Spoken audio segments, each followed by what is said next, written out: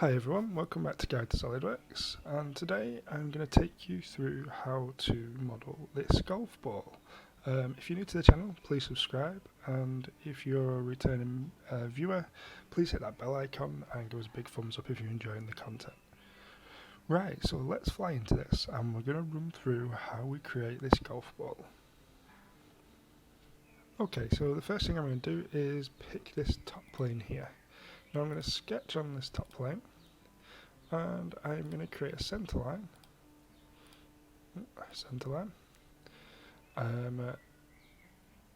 down this top plane, like so. And I'm going to make that center line and my origin, give them a coincident midpoint, and tick there. Now what I'm going to do is I'm going to set this to the size of my golf ball. Now the diameter of the golf ball is going to be 42.67 diameter. Okay, now from there I'm going to drop on a circle. From the origin, drag it out to that edge of that centre line, and just trim off there 1/2 of that circle to give me a dome. Now what I'm going to do is revolve this around that centre line and just give me half a sphere. So I'm going to go to Features, Revolve, yep, and I'm going to revolve around that centre line. I'm not going 360. I'm just going to go 180, okay, to give me this dome shape here. Tick that, and that gives me my half of my sphere for my golf ball. Now I'm going to deal with this as two halves. I'm going to do the top half, and then I'm going to mirror everything I've done on the top half down to the bottom to create the second half of my golf ball. So I'm going to work on my front and my top plane there, like so. So what this is going to allow me to do is pattern a cutout around this outside, and to do that I need to put an axis in. So I've got these two set up, these two planes. If I click on the reference geometry, drop down to axes, and that'll put an axis in relationship to the two planes going through the centre of my dome. Tick there at the top, and I've got my axis 1 in there. Okay, I'll need that in a little bit. Now, starting on this front plane, I'm going to sketch on there. I'm going to turn it straight on, and I'm going to zoom into this top section here. Okay, so I'm going to start off by putting a centre line in, right at the top here, and dropping down, like so. Okay, so I've got my centre line in there. Now I'm going to put an arc coming out from that centre point around to the edge of the circle here, and just drop that in there like so. Now I'm going to make this point here related to this centre line vertically going up. So let's click the vertical relationship and make that in place. Now what I can do is set some sizes. So my depth I want this to come down is 1 mil. And the distance I want it to come out to the end there from the centre point is going to be 2. Giving me a whole diameter of 4 millimeters. Now once I've got that in place, I'm just going to click this outer circle here. And with that I am going to convert entities, and I'm going to trim off the bits that I don't want, which are these two outside sections here, giving me a profile in there to revolve round on itself. So I'm going to go to Features, Revolve Cut, and I'm going to revolve around that centre, giving me a cutout in the top of my dome. Tick like so. And that's giving me like a dimple indent at the top, one of my dimples of my golf ball. So once I've got that one in place, what I'm going to do now is pattern that around Now I've worked out that with 8 dimples coming down here across that 90 degrees from this top center to this bottom here, what I'm going to do is offset them by 12.85 degrees per one. Okay, so I'm just going to turn that at a slight angle so I can see this axis and I can see the movement around here. So I'm going to go to circular pattern. Now the part that I want to pattern is going to be this cut from the top here, and I want to revolve it around my center axis here. Now it's given me a load of them. Now I could do this with all 8 in place, but then what I would do is when I tried to pattern each one, it wouldn't work. It'd try patterning the whole thing.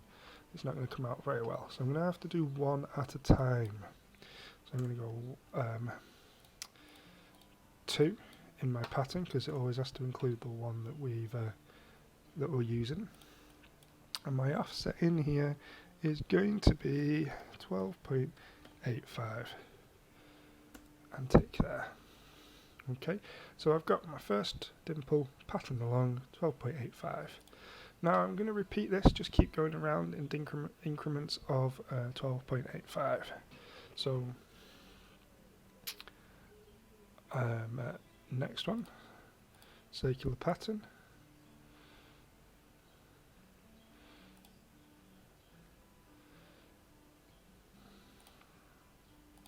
Around there, and I'm going 2 and 12.85, like so. As you can see, offset in there, 12.85 along, and tick. Now just double checking that, edit that, it's patterning. It's going to pattern the pattern, which means it's going to pattern both of them. Let's take that and go to the cut there. I'm going to do 12.85 times 2. Give me the second spacing. Repeat the process again. Around that center axis. 12.85 times 3.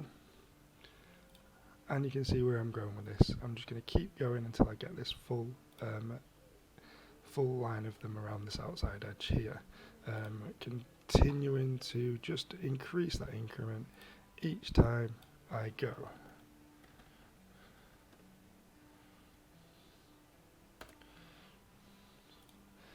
Okay, so it's 12.8 times 4 there. As long as I'm continually working with that original shape that I modelled, it will always come out exactly where I want it.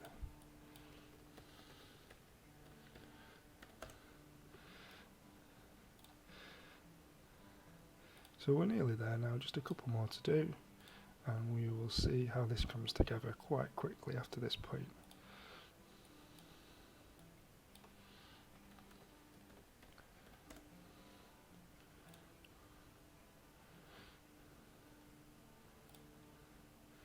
And I think this should be our last one. So again, working from that center axis, 12.85 times 7 takes me down so that I've got half of it overhanging that center line.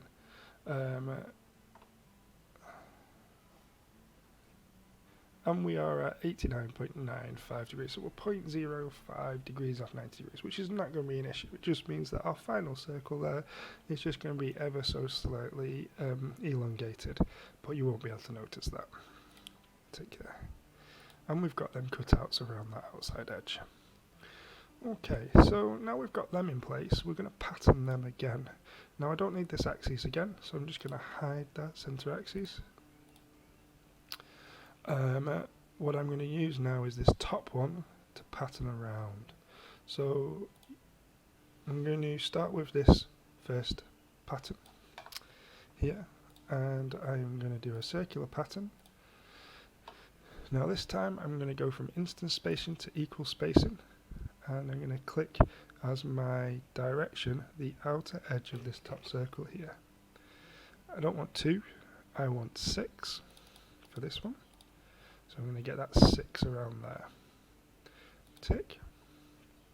And you'll see now how them dimples are starting to come together. I'm going to repeat that pattern with the next one down, so move down, circular pattern, use that outer edge of that top one again, and this time rather than 6, I want 12. And I'm getting them dimples around again. Move down to the next circular pattern,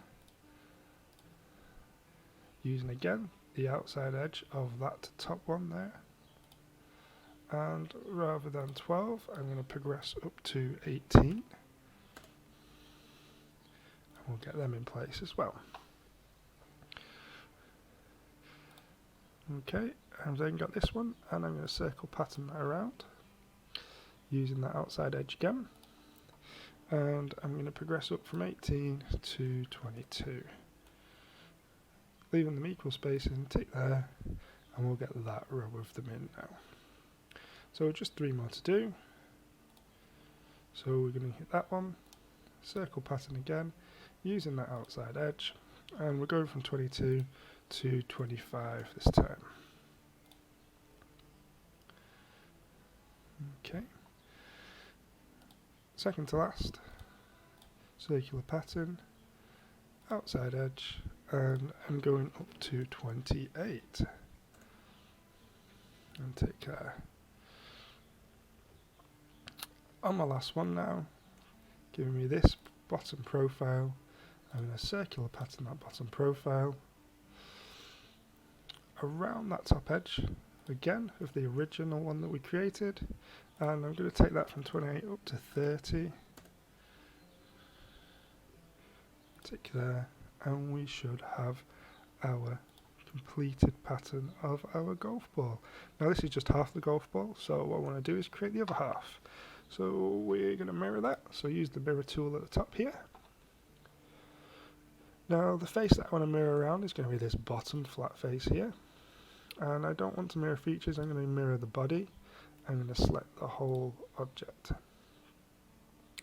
Tick there, and you'll see, give it a second, and we get our golf ball pattern.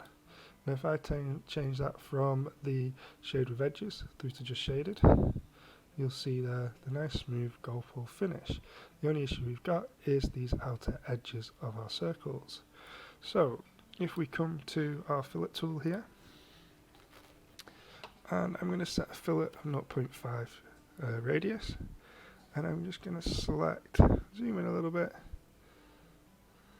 select that surface, and what it will do, give it a moment, there's a lot of circles here for it to pick up on, is to fillet all of the circles on there with a 0.5 radius on the edge. Tick like so, and that's just going to smooth them edges off, giving us a better finish on the model. Like so. Okay, so last part to this, I'm just going to right click on the model somewhere. I am going to add an appearance, and I'm going to add it to the overall body of that model.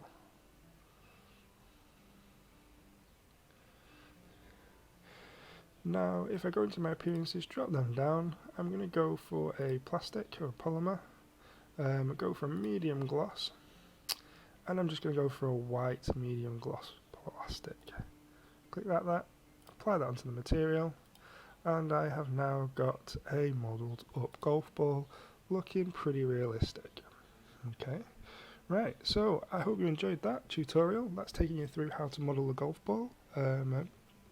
Give it a try. If you enjoyed that content, give us a big thumbs up. Like I say, if you're new to the channel, please subscribe and hit that bell icon so you get notified whenever I put any more tutorials or content on. And I will see you in the next video.